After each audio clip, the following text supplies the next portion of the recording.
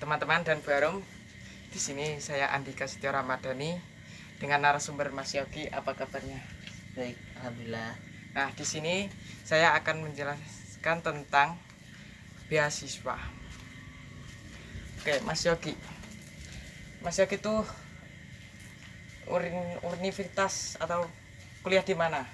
Saya kuliah di Universitas 11 Maret, Surakarta dengan program studi Pendidikan Teknik Mesin UNS. Itu beasiswanya dapat dari mana, Mas? Oke, saya sebenarnya dapat 2 beasiswa. Yang pertama itu beasiswa dari Kemendikbud KIP Kuliah. Yang kedua itu dapat beasiswa dari mahasiswa berprestasi Kabupaten Wonogiri. Seperti itu. Nah, dapat beasiswa itu orang tuanya setuju atau enggak, orang tua sampean?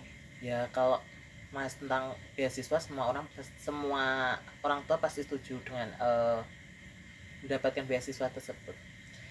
Beasiswanya tuh full atau setengah aja? Ini dua-dua beasiswa, keduanya beasiswa atau cuma yang mana? Dua-duanya aja. Oke, jadi kalau beasiswa yang Kemendikbud itu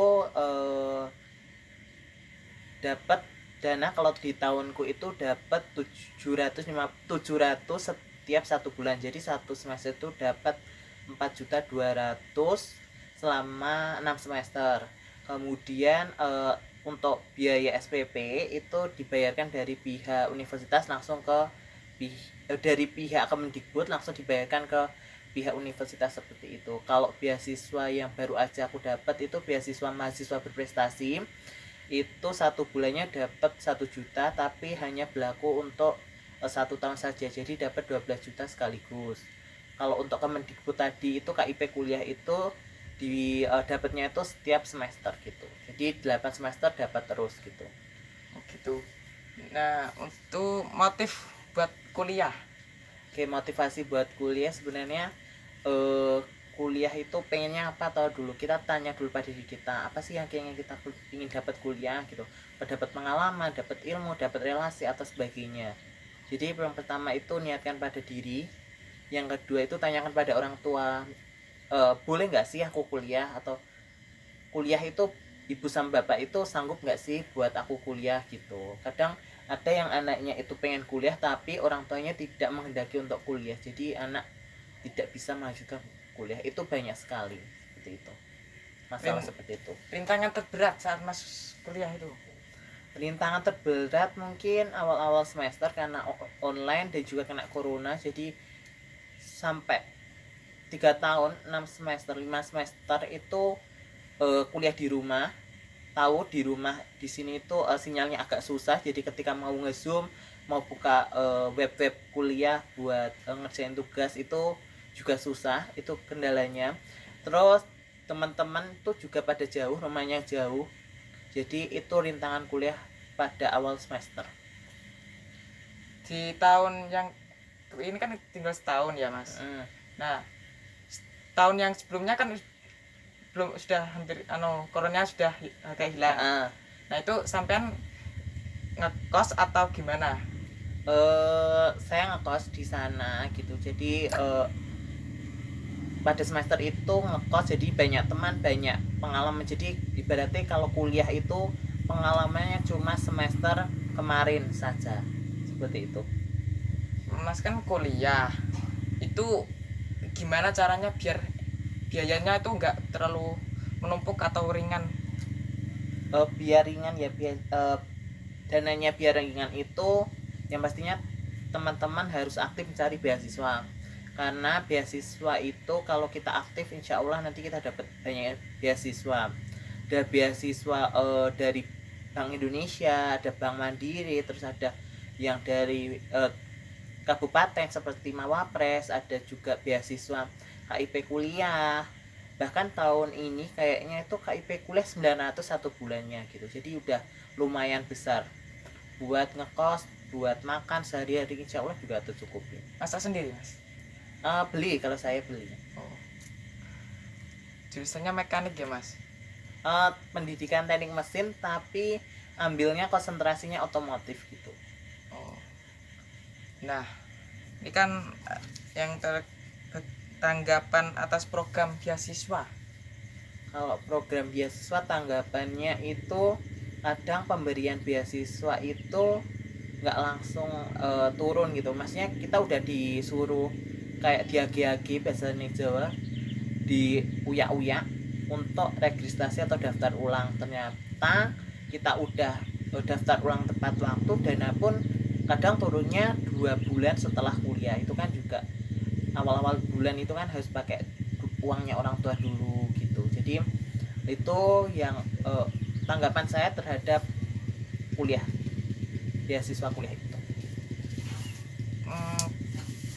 Apa ya, jadi karakteristik yang diperlukan saat mendapatkan kuliah, atau apa namanya tuh, kayak apa yang diperlukan agar dapat kuliah? Dapat kuliah yang penting teman-teman itu aktif tanya sama namanya guru BK yang ada di sekolah. Ketika teman-teman aktif terhadap guru BK, insya Allah nanti ada jalan buat teman-teman daftar masuk kuliah. Karena daftar masuk kuliah itu nggak cuma dari perguruan tinggi negeri. Kalau di perguruan tinggi itu kan ada 3, ada seleksi nasional berbasis prestasi, itu nilai dari semester 1 SMA kelas 10 sampai kelas 3 semester awal, itu namanya seleksi nasional berbasis prestasi. Ada juga namanya seleksi nasional berbasis tes, itu pakai tes, jadi ada kayak dulu tuh UTBK gitu. Nah yang ketiga itu ada jalur mandiri. Jalur mandiri itu biasanya paling besar peluangnya karena biaya masuknya tinggi, UKT-nya tinggi gitu. Terus ada juga nanti teman-teman akan mengenal, kalau dulu namanya itu untuk masuk perguruan tinggi negeri agama Islam, yaitu ada namanya SPAN PTKIN, ada UMPTKIN, ada juga jalur mandiri. Itu kayak masuk ke Universitas Islam Negeri Surakarta, Universitas Negeri Semarang, Islam Negeri Semarang gitu. Pilihannya juga bagus. Terus ada nanti juga teman-teman ada yang pendaftaran masuk lewat itu kayak Polines, Politeknik Negeri Semarang, ada poli-poli gitu ya. Saya kurang menguasai dan saya kurang paham. Terus ini kan baru aku dapat info ternyata jalur SN, seleksi nasional berbasis prestasi, itu kan sekarang boleh milih 4 kayaknya. Yang 2 itu S1, yang 2 buat sekolah vokasi kayak D3, D4, D2, D1 gitu. Jadi peluangnya agak lebih besar, tetapi jangan terlalu berharap pada seleksi nasional berbasis prestasi, karena seleksi nasional berbasis prestasi itu mempertimbangkan yang pertama itu alumni. Bagaimana jumlah alumni yang dulu dulu tahun-tahun sebelumnya itu masuk sekolah mana aja, universitas mana aja, itu pasti akan ada jalurnya sendiri. Yang kedua itu banyak yang memilih untuk seleksi nasional berbasis prestasi, itu banyak yang memilih kuota atau daya tampung yang sedikit atau peminatnya yang sedikit tapi daya tampungnya besar. Itu banyak yang pada masuk di situ seperti itu. Yang nah ini kan Mas hampir mendekati S1 ya. Nah rencananya rencana kedepannya mungkin aku selesain dulu buat S1-nya, terus habis ini mungkin aku mau ambil PPG, pendidikan profesi guru, PPG prajabatan. Kemudian mungkin setelah itu ngajar, karena basic atau jurusanku itu prospeknya jadi guru, jadi nanti ngajar gitu. Mungkin kedepannya gitu. Kalau enggak nanti ya punya harapan buat bisa S2 lagi gitu.